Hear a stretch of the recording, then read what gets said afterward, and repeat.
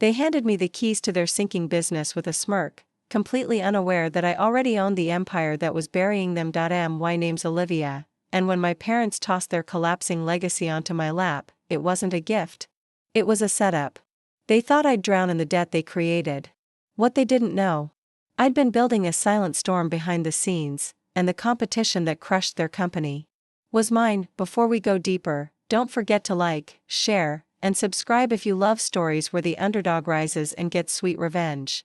Your support means everything. Mom stood in the office lobby that smelled like stale coffee and broken dreams, handing me the dusty folder with a fake smile. "This place is yours now, Olivia," she said like she was doing me a favor. Dad chuckled, "Maybe you'll finally learn what real work is."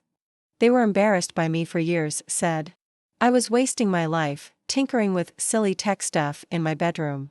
They never came to my college graduation. Never asked about the startup I launched in silence. They just assumed I failed, because I didn't brag like my cousins. But while they were busy mocking me, I was coding systems, raising silent funding, and launching a sleek, customer-obsessed company right across town, the very one that made their business irrelevant. And now? They were handing me the scraps of the very company I outcompete. The irony? Delicious. Inside their failing storefront, I smiled politely as they showed me spreadsheets full of red ink. Every number screamed collapse. Every employee avoided eye contact. My cousin Rachel, who used to laugh at my nerdy hobbies, whispered, "It's cute they gave you the family mess. But let's be real, you won't last a month." I stayed quiet. Let them talk. That was the plan. What nobody knew was that I had already quietly bought the building. That I was their new landlord. That I controlled the software platform there. Inventory was barely functioning on.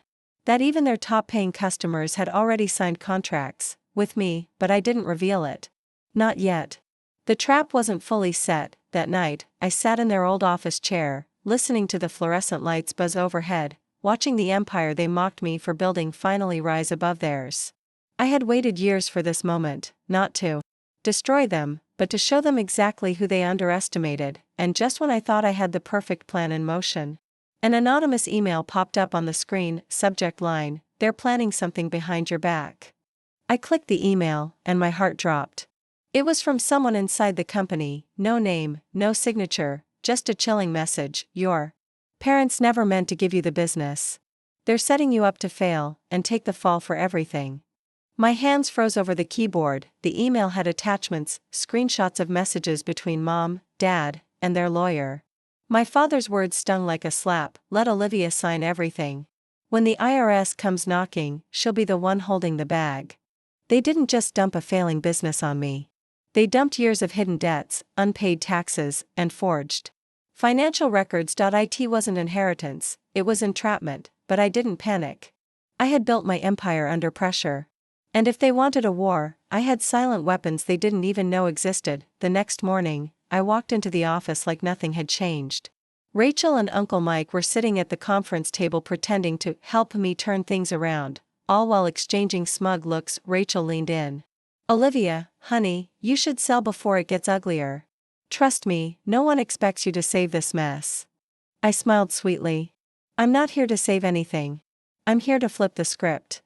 They didn't get it. Yet, behind the scenes, I called my attorney, Emma, who had helped me quietly acquire my parents' biggest suppliers months ago under a different LLC. I told her, time to shut off their credit lines. Completely. By noon, shipments were cancelled. Vendors stopped responding. Inventory dried up. Panic hit the building like a wave. Dad barged into the office. "Did you mess something up? Our suppliers are cutting ties." I looked at him calmly. "Maybe you should ask your real boss why they're pulling out." His eyes twitched. "What are you talking about?" But I didn't answer. Not yet. That night, I logged into the back end of my own company, the sleek, powerful platform I built from scratch. I launched a targeted email blast to all their clients, looking for better service, faster delivery, and modern solutions. "We've got you." And just like that, their final lifeline began slipping through their fingers. Still, something felt off. That email from the anonymous insider kept replaying in my head. "Why warn me?" And then came the second email, same sender, subject line: "You have 72 hours before the audit hits. They already blamed you." I stared at the screen, my stomach churning. An audit?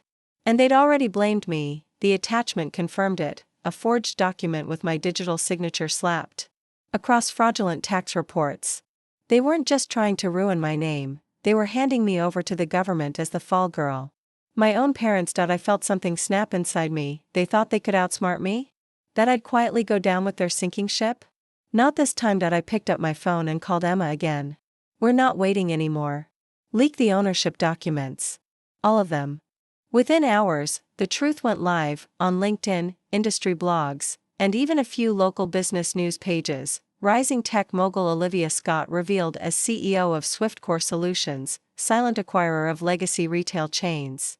Under my company's name, I now legally own the buildings, inventory systems, supplier contracts, and even the lease on my parents' office.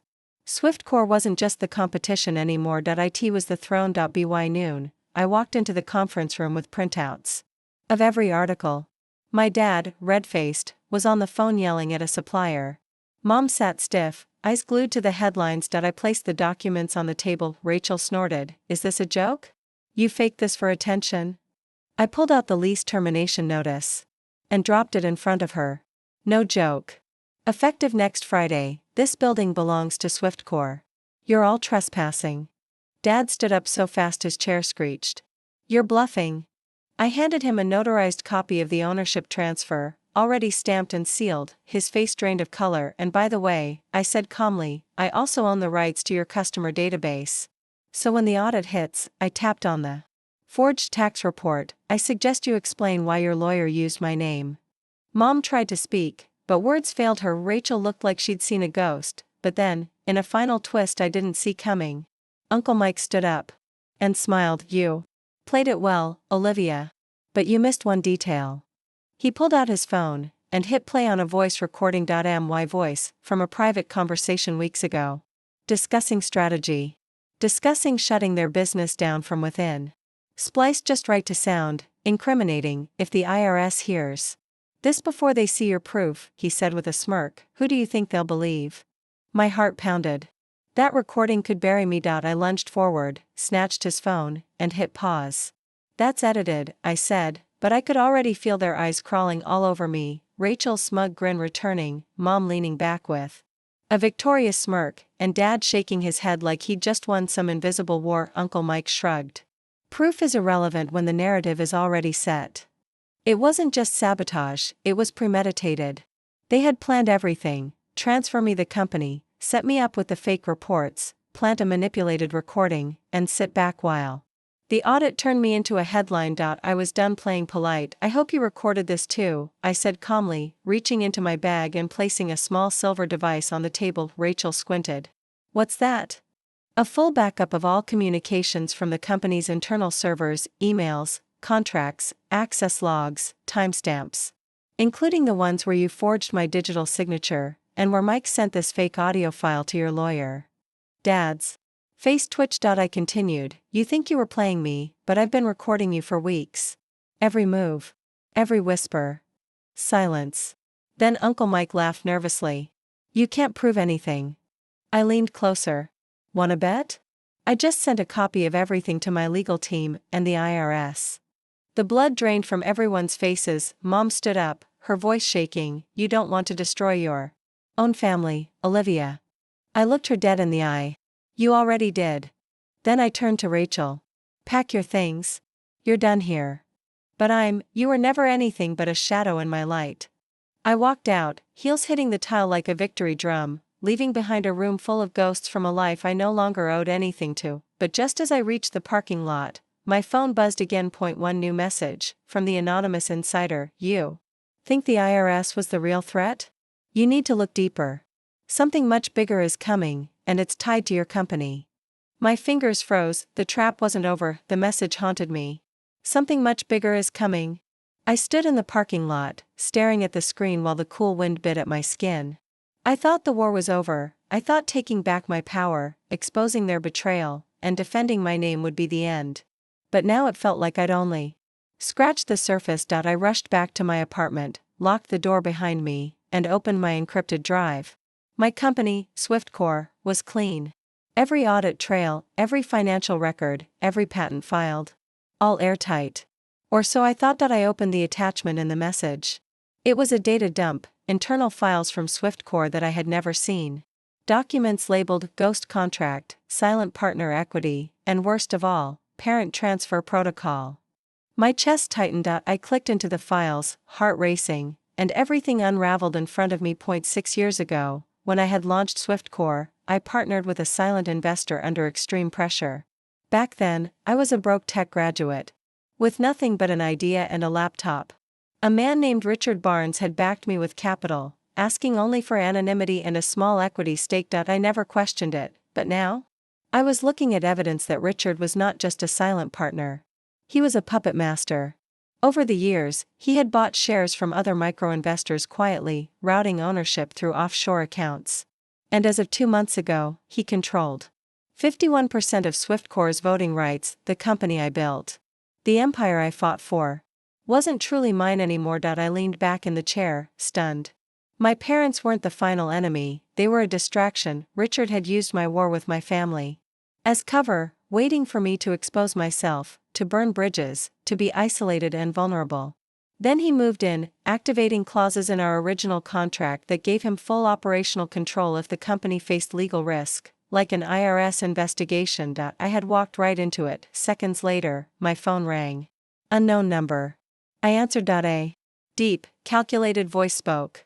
"Hello, Olivia. I see you found the files. What do you want?" "To thank you," he said coldly.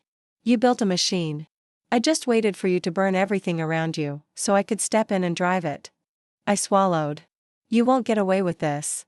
He chuckled. "I already did. But if you want a seat at the table, if you want to keep your name attached to SwiftCore, you'll stay quiet, and do exactly what I say." The line went dead. For a moment, everything went silent. I sat in the empire I created, now staring at the reality that it could all be taken away, again. But then, I smiled that he didn't know everything. There was one division of SwiftCore I had kept completely off the books, a stealth project I'd been building quietly, outside the company's name. A revolutionary AI platform, with its own funding, its own legal structure, and its own future. I picked up my phone, called Emma. "Activate Project Phoenix," I said. "We go live in 30 days. I want the launch announcement to make headlines." She hesitated. "You're really walking away from SwiftCore?" "No," I said. "I'm going to crush it. Because here's the truth, they thought they were handing me failure, they thought they were using me, they thought they could bury me under contracts, lies, and power plays, but I wasn't just their competition. I was the future they were never ready for, and this time, I wasn't playing nice. This time, the whole world would watch me rise, again."